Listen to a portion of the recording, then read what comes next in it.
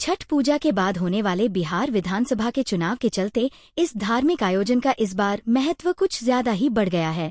छठ मुख्य रूप से पूर्वांचल के लोगों द्वारा मनाया जाता है और एनसीआर में पूर्वांचली मतदाताओं की बड़ी संख्या है, जो राजनीतिक दलों के लिए बहुत मायने रखती है।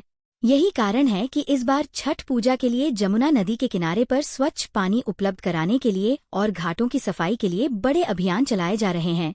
दिल्ली की मुख्यमंत्री रेखा गुप्ता खुद घाटों का दौरा करते हुए अभियान की मॉनिटरिंग कर रही हैं। दिल्ली की मुख्यमंत्री रेखा गुप्ता कहती है कि पिछले वर्षों में यमुना के किनारे छठ पूजा करने पर प्रतिबंध लगा दिया गया था। इस बार उनकी सरकार ने यमुना नदी के किनारे छठ पूजा करने की न केवल अनुमति दी है, बल्कि 17 मॉडल घाट सहित लगभग 1500 घाटों पर व्यापक तैयारियां की है। तक अलग अलग जगहों पे लगभग ऐसे 17 पॉइंट है। इन 17 के 17 और जो कि किलोमीटर्स में है, कहीं पे आधा किलोमीटर का है, कहीं 1 किलोमीटर का है, कहीं पे 1.5 किलोमीटर का, जो स्पैन जहां पे लोग ज्यादा बसावट है, ऐसे सभी 17 पॉइंट पे यमुना नदी के ऊपर मॉडल छठ घाट सरकार द्वारा बनाए जा रहे हैं।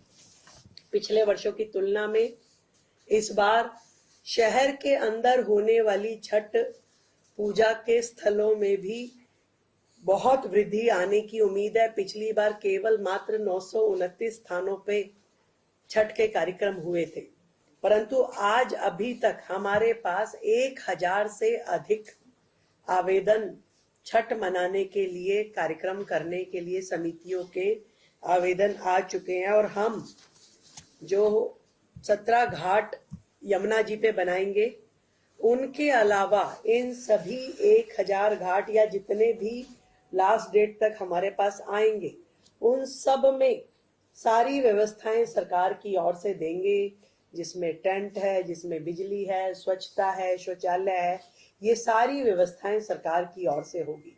और हर जिले में और हर उप जिले में कम से कम एक मॉडल छठ घाट जरूर बनाया जाएगा। भव्य स्वागत द्वार पूरी दिल्ली में छठ व्रतियों के लिए लगाए जाएंगे, पुष्प से वर्षा की जाएगी और उनका अभिनंदन किया जाएगा।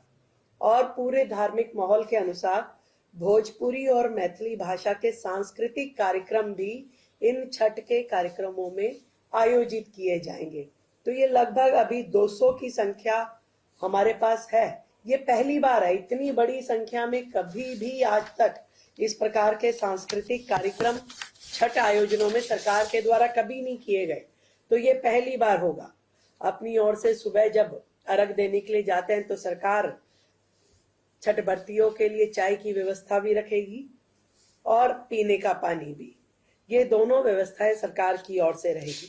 उन्होंने दावा किया है कि यमुना के पानी को साफ किया गया है ताकि श्रद्धालु स्वच्छ जल में ढलते सूरज और उगते सूरज को अर्घ्य दे सकें।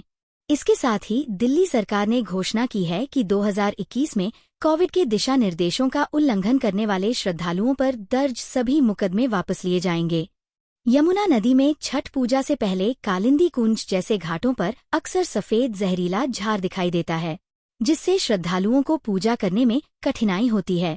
इस बार जमुना के पानी को बेहतर करने के लिए हरियाणा सरकार द्वारा हथिनी कुंड बैराज से अधिक पानी छोड़ा गया है, जिससे पानी साफ दिखाई दे रहा है। इसकी तारीफ यमुना पर पहुंचे श्रद्धालु भी कर रहे हैं। मेरा नाम मौसम है, मैं संगम बिहार से आई हूँ और ये छठ पूजा के लिए हम लोग आए थे। पहले नहाते हैं ना, उसके बाद कोई कार्य करते हैं शुद्ध पवित्र होके। अच्छा, तो घाट साफ सुथरा है या नहीं है? साफ है, पहले से तो साफ है। पहले बहुत ही गंदा था, काली काली मिट्टी थी जी। और अभी भी है लेकिन कम है। अच्छा, ये बताइए, आप घाट पे आइए, घाट साफ सुथरा है? साफ नहीं है? सुथरा और है। क्या पर्व आपका है? साफ सुथरा है, सही है। अच्छा, पिछले साल से सही है अभी। अच्छा, और कौन सा पर्व आप यहाँ सेलिब्रेट करने आए हैं? मतलब नहाने के लिए आए हैं, छठ पूजा शुरू है। अच्छा, इसीलिए नहा करके तब पूजा शुरू होगा परसों से, 25 तारीख से। अच्छा, घाट साफ सुथरा है? हाँ, घाट साफ सुथरा है, पानी भी साफ है। अच्छा, लेकिन छठ पूजा से ठीक पहले यमुना की सफाई और घाटों के भव्य निर्माण को लेकर आम आदमी पार्टी और भारतीय जनता पार्टी के बीच राजनीतिक बयानबाजी चल रही है। आम आदमी पार्टी का आरोप है कि बिहार विधानसभा चुनाव के कारण यह पूर्वांचली मतदाताओं को लुभाने के लिए किया गया राजनीतिक स्टंट है। जमुना में झाग की समस्या को दूर करने के लिए डी फोमर कंसंट्रेट केमिकल का छिड़काव किया जा रहा है। इसको लेकर आम आदमी पार्टी और भारतीय जनता पार्टी के बीच तीखी राजनीतिक बहस भी चल रही है। आम आदमी पार्टी ने बीजेपी पर यह करके निशाना साधा है कि भाजपा सरकार भी अब इस केमिकल का इस्तेमाल कर रही है, जिसे पहले बीजेपी के नेताओं ने जहरीला बताया था, जब इसका इस्तेमाल आम आदमी पार्टी की सरकार ने किया था। छठ पूजा के समय यमुना नदी की सफाई और घाटों की तैयारी एक धार्मिक आयोजन होने के साथ साथ दिल्ली और राष्ट्रीय राजनीति में एक मुद्दा बन गया है, जो पूर्वांचल वोट बैंक और बिहार के चुनाव से गहराई से जुड़ा हुआ है। अरविंद उत्तम की रिपोर्ट।